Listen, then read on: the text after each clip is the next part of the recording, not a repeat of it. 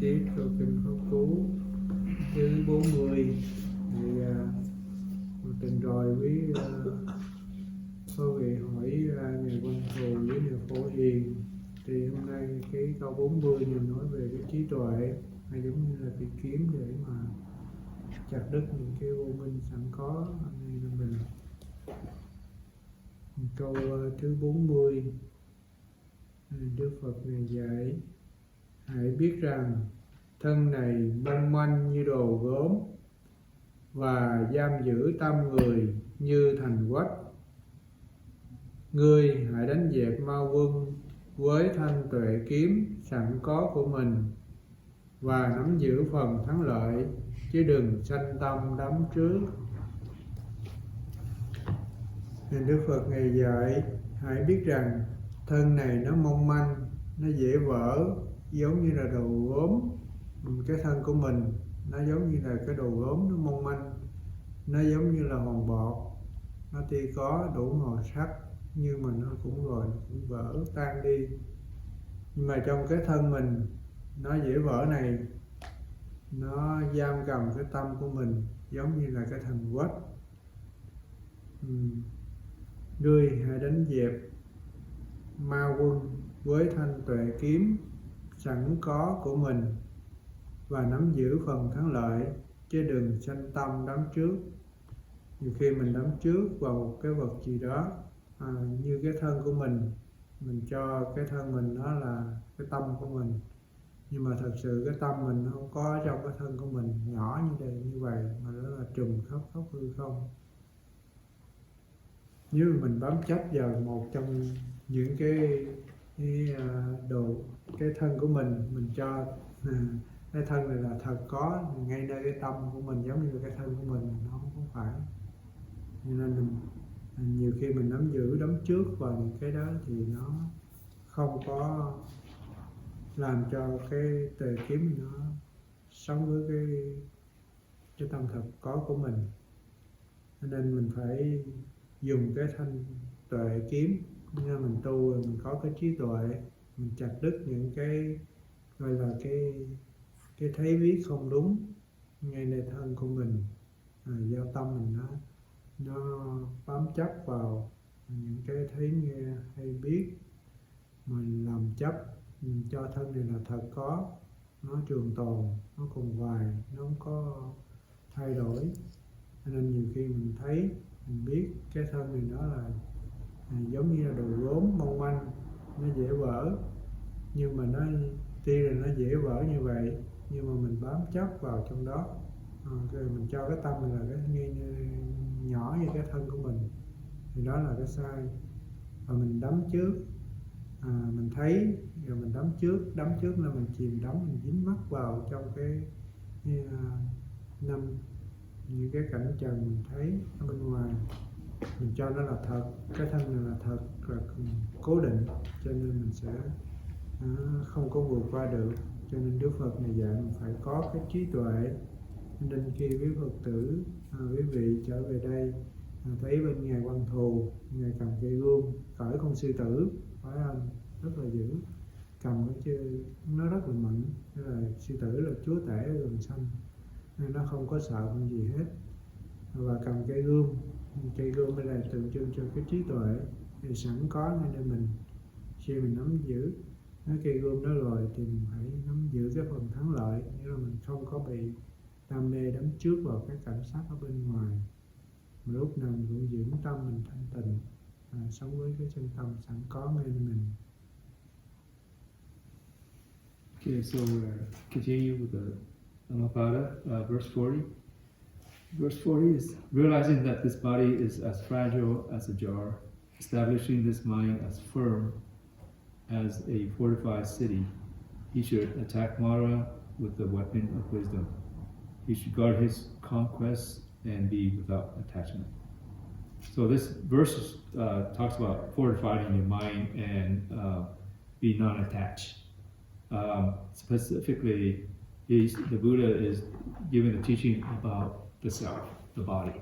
Right? We often identify this form here as a body, but the self, your existence, your consciousness, your existence beyond beyond the body. When we have attachment to the body, I think we talked about this before in the other verses. When you have attachment to the body, then that can bring you suffering, right? When you look at this body in form, in fixed form as a solid, you don't see the impermanence of it, right? And you want it to last. And when you get to the point when it begins to shatter like a jar, fragile jar, then that's when we suffer, right? That's when pains come. And just like a jar, you don't know when it's going to break. It's fragile. It can break any time. Oftentimes we don't see that.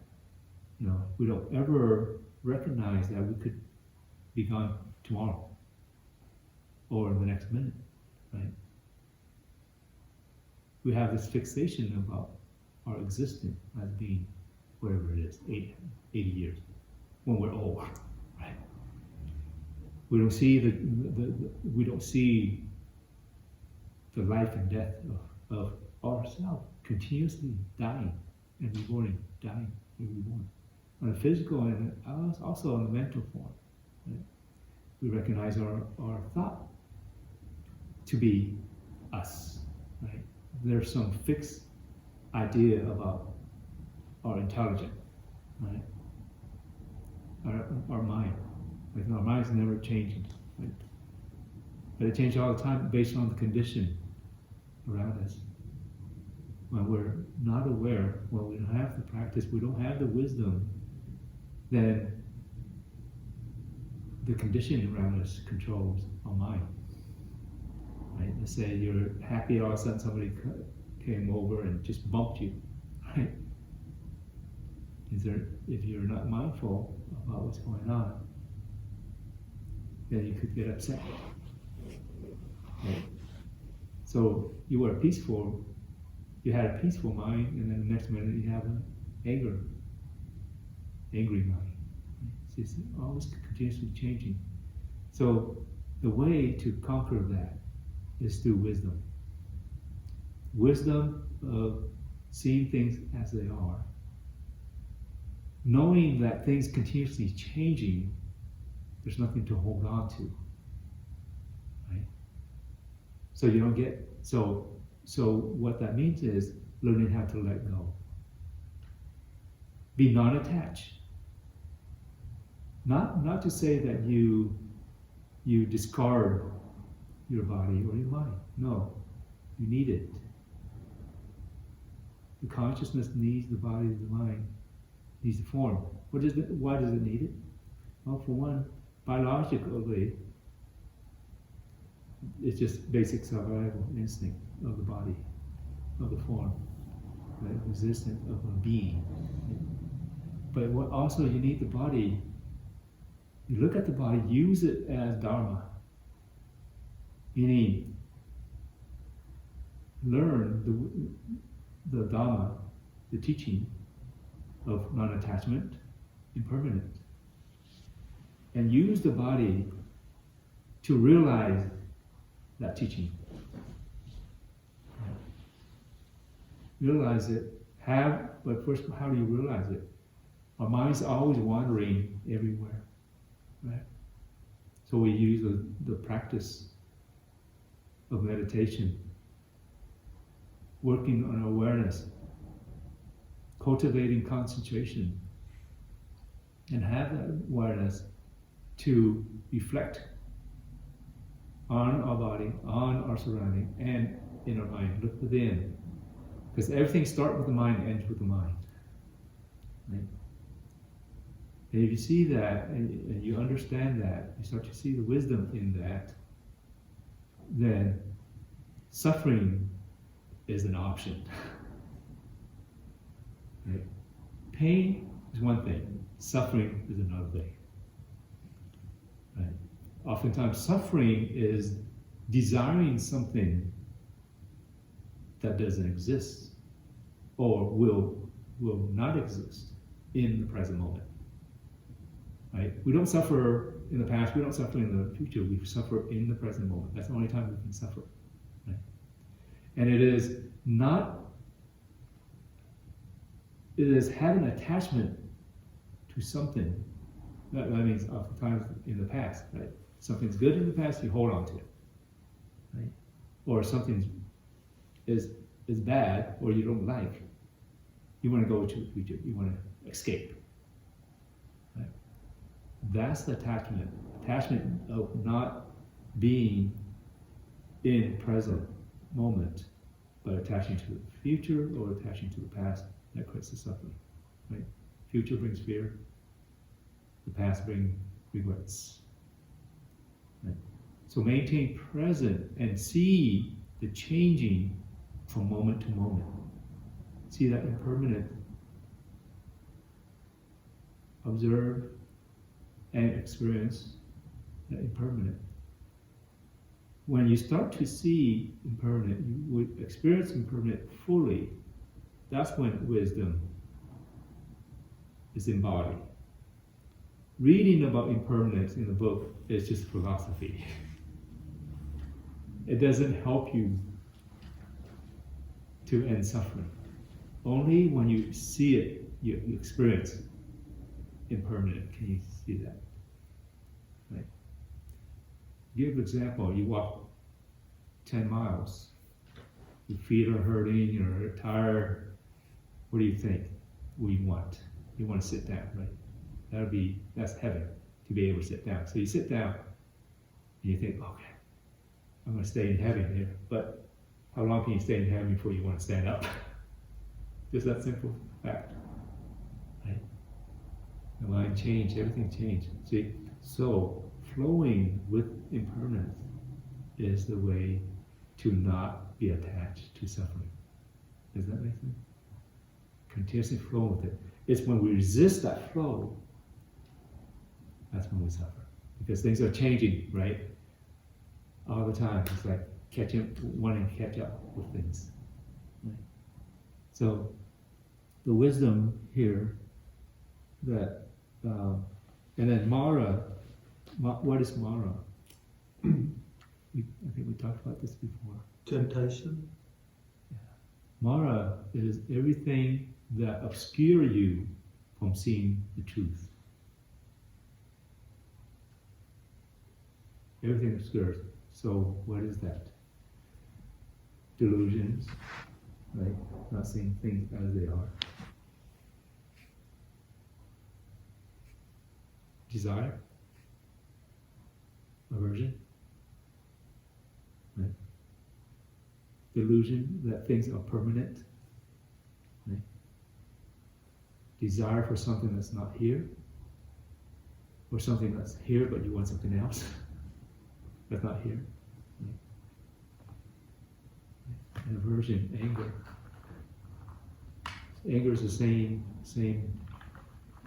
It's a different aspect of the same as desire. It's a manifestation of desire. When desire is not as, doesn't come into what you want it to be, then anger appears. They go hand in hand, like body and shadow. So the practice of awareness is to identify within yourself when there is desire and when there's anger, and how do you break through that? Like a statue over there, he's got a sword. That's a sword of wisdom. That means cutting through delusions. And he's riding a tiger, right? The tiger is not afraid of anything. So you confront your fear. You have to confront whatever it is that you are experiencing. Do not be fearful. Confront it. That's the only way you can cut through the suffering. Right? That statue there, another Bodhisattva, he's sitting on a white elephant. What does a white elephant represent? Purity.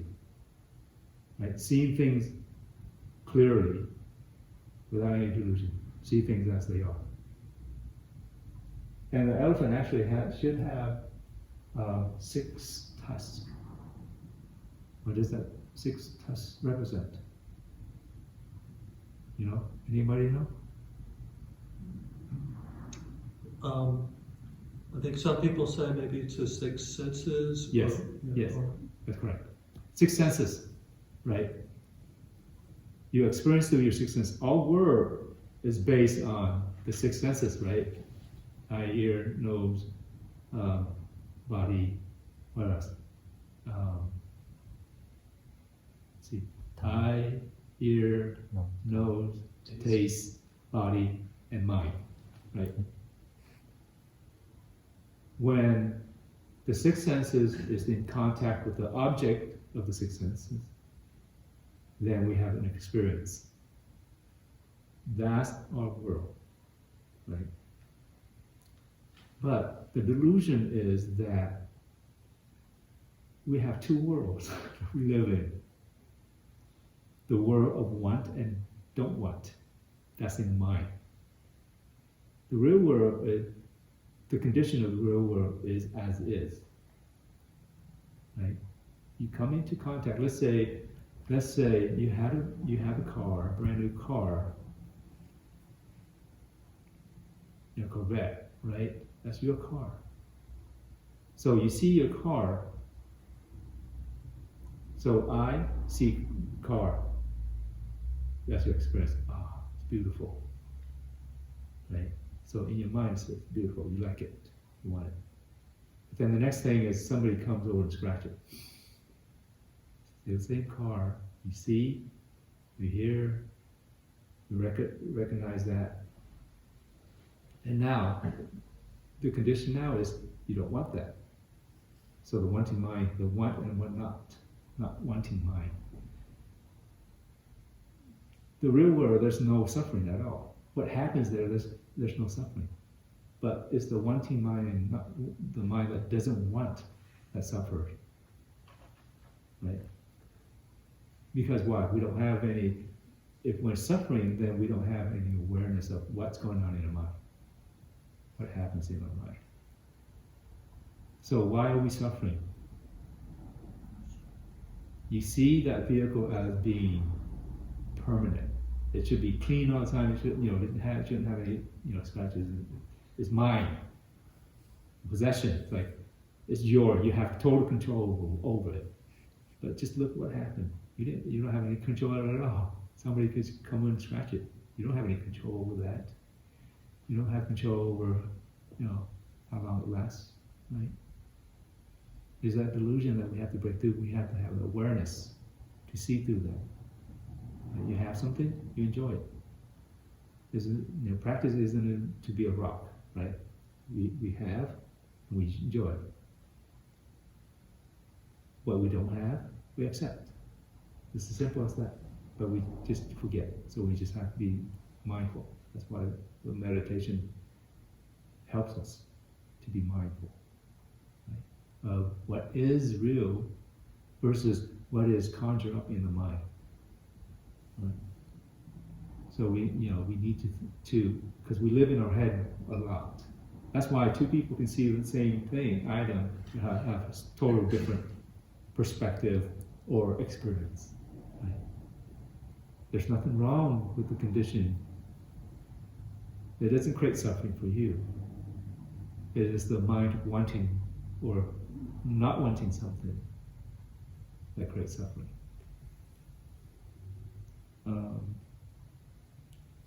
So he said he should guard his conquest and be without attachment. So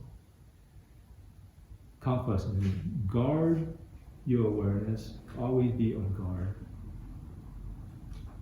Maintain awareness. And work with practice non-attachment. So when you do that, when the mind is calm, then you see things clearly.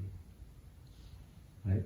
When you allow the reaction of the mind, the anger that comes out on physical sense and in mental form, then you get lost in that story that you build in your mind. And that's what causes you to suffer. On a neuroscience basis, it's called habit. Something happens, an experience that you have, the habit of you dealing with the same experience, similar experience in the past will come back. And you're going to quickly take that and you're going to react the same way. When you do that, what happens is you're moving on the same neural pathway in the brain. It's habitual, right? So when that happens, it's mindless. You're not mindful. But if you're mindful, if you practice awareness and mindfulness, it gives you a chance to kind of pause a little bit, so you can kind of take yourself out of the condition a little bit, so you see things clearly. You have that moment of, taking a breath, right? When that happens, then you're not repeating the habit. What that does is it creates a new neural pathway in your brain. As we practice more and more, that neural pathway gets stronger and bigger, right? And now there are options for you. And the more you practice that, then the old pathway becomes smaller and smaller. It doesn't activate as much. You have this new pathway. And then to the point where when transformation happens, when there's you're no longer going to the default pathway of the mind, how you had before. The default mode network of the mind. And the default mode network of the mind, part of that is mind wandering. There's been a study, Massachusetts University or something like that. They looked at several thousand people, and they would, call them up out of nowhere anytime, ask them, okay, how are you doing? What's going on in your mind? And through this interview, they found out that people, when they mind wander, they suffer. When they talk, okay, this person was mind wandering, they all said the same thing. I don't feel good. I'm troubled. Like, I'm stressed. And so they did a second experiment where they asked the same people, because they was, well, maybe you're suffering first. That's why it creates mind. Maybe suffering is causing mind wandering. So they did a second set of experiment, and they found that wasn't true. It wasn't that you suffer that you mind wander, but when you mind wander, you suffer. It creates suffering. Remember, spinning in and out of the story, not seeing what things are, but you create your own story. That brings you that's mind wandering. That brings you suffering.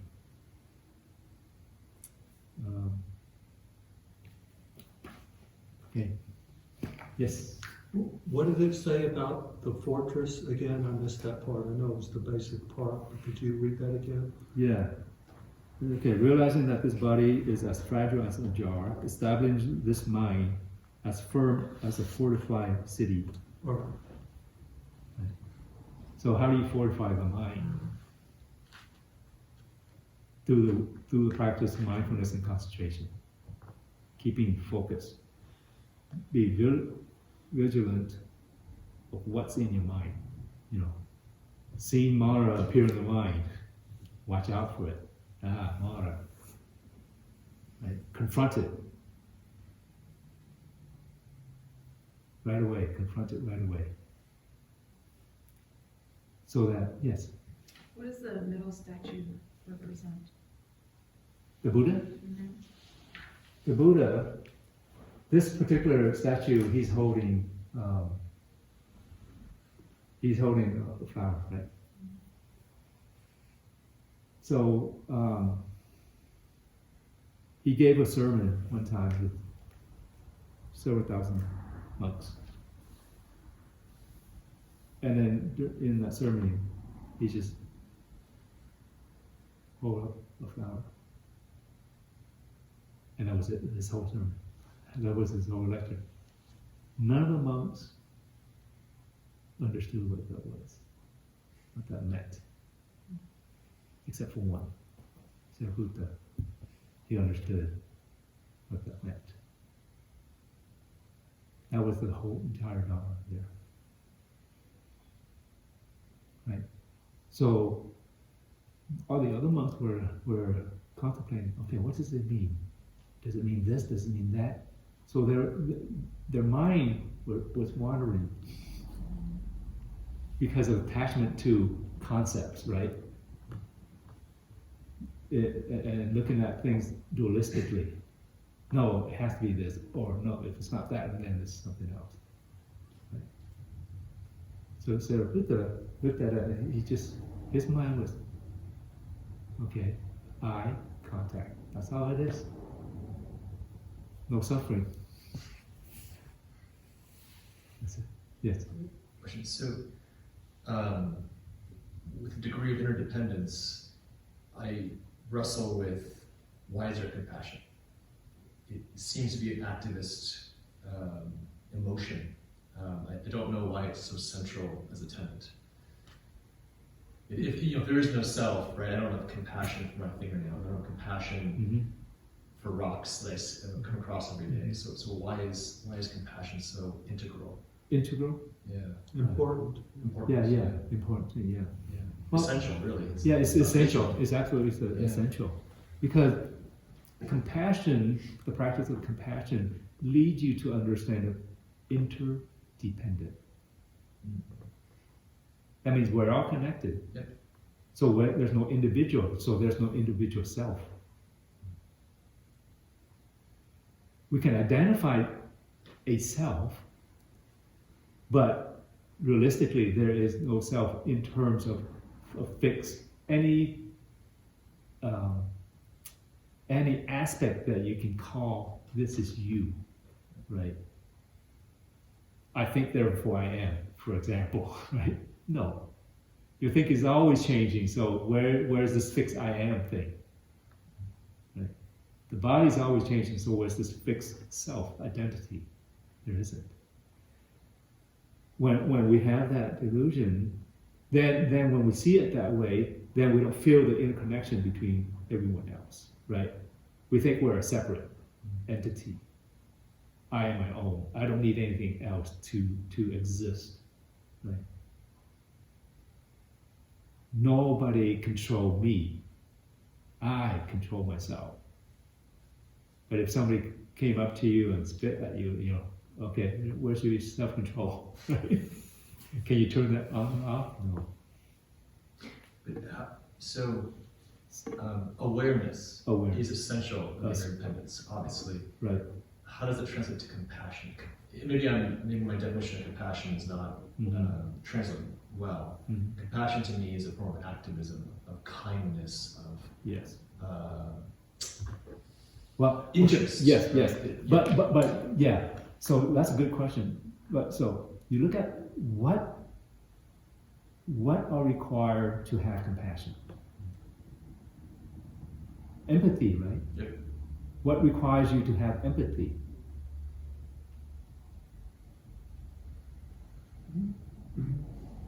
Well, I think empathy is being able to see it from the other person's point of view. Right. To feel. To feel, and right? suffering of others. Right. So what does that do? That gives you the recognition that you and I are the same. So it creates an emotional bond. Right, creates an emotional bond. So that's why you have empathy, right? If somebody, if you've gone through the same suffering as other, then you create that empathy. When you have that empathy, then you can realize and have compassion for someone else suffering. Sure. Right. So I can see that helping with interdependence and awareness. Yet, to me, there's more efficient ways to do that. Because compassion to me can be a slippery slope. Yes. It could lead to craving, suffering. Yes. So would it be more efficient to adopt a colder approach where there's an awareness that we're all one organism, one consciousness, when peace. But but that's only on the intellectual base, Yes. right? Yeah. The intellectual base doesn't bring you the wisdom, because you're not experiencing. You're only intellectualizing. Right. You Why only must we feel it? yeah, That's yeah, the question. right. It's only a concept at that point, right? Just like all other concepts, right? It's not true. It's only true at a certain perspective, depending on the day, the time, where you're at, right? But compassion itself, realizing compassion or experience that compassion is where you see, where wisdom arises, that you see and you feel and you experience the inner dependency, inner connection for all beings. And you understand that when I suffer, others are suffering. When others are suffering, I am suffering. So the compassion, that the work that you do, the activism that you do, is for you and all. And so your action should be, whatever action you practice on your path, it should be for you and all. It's not for all. Just for all, it's not compassion yet. If you're not in that all, then there's no compassion there. It's not realized yet. So I guess what you're saying, perhaps what you were saying is, if I use I, but have a goal to reduce attachment, reduce suffering, enlightenment, but there's no I, it's all.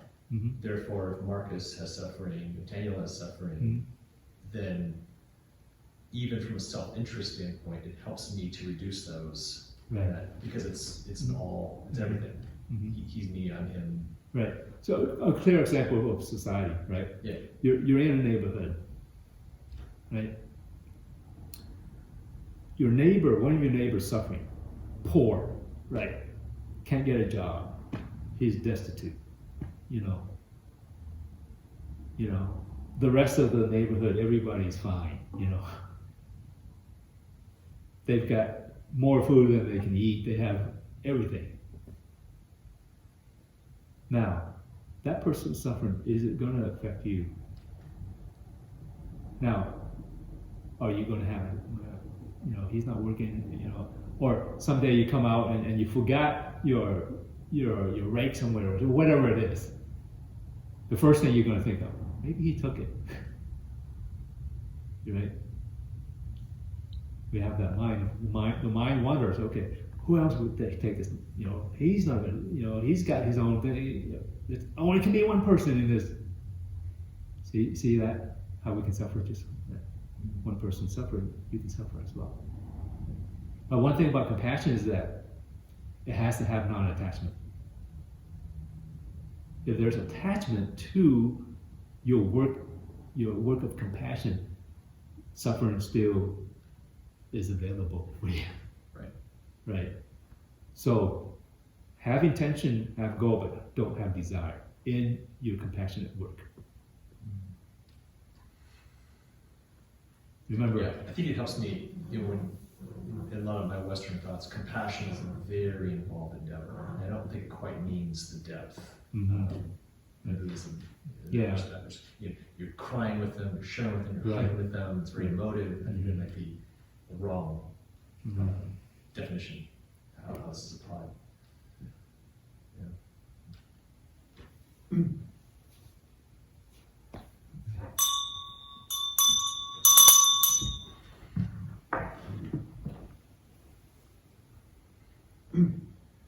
Chúng sanh vô biên thể nguyện độ phiền não vô tận thể nguyện đoạn pháp môn vô lượng thể nguyện học Phật đạo vô thượng thể nguyện.